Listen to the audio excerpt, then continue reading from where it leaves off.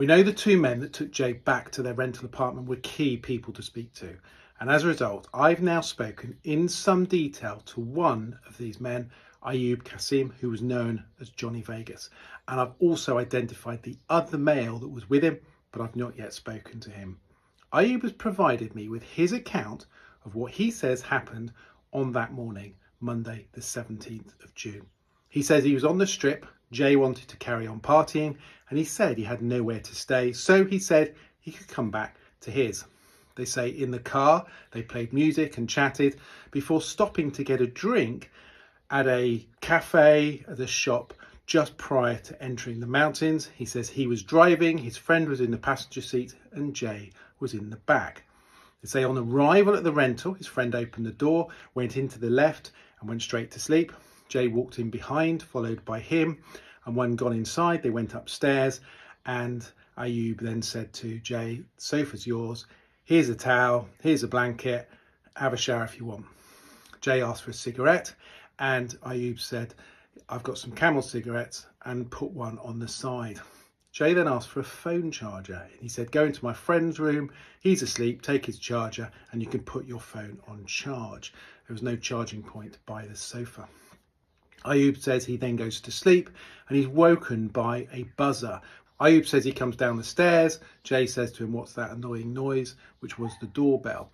Ayub says he opens the door and speaks to a woman and a man, and they gesture that he needed to move his car.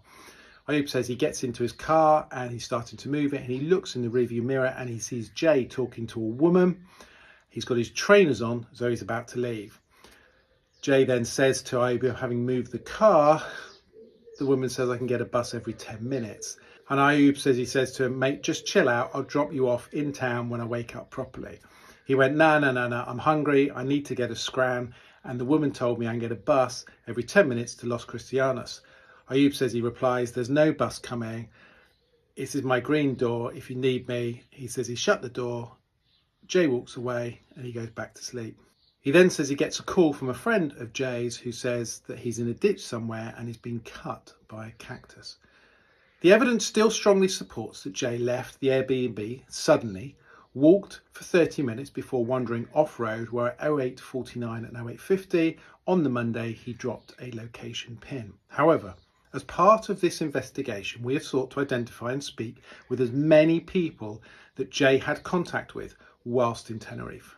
The result of this digging has opened up an established criminal network with links to drugs, violent crime and theft. You will appreciate that at this stage I cannot expand any further on what we now know. However, at this stage I'm unable to say if this network has anything to do with Jay's disappearance, but remain open-minded as we continue to investigate. I've had no involvement with the physical search. Mine has been the investigation.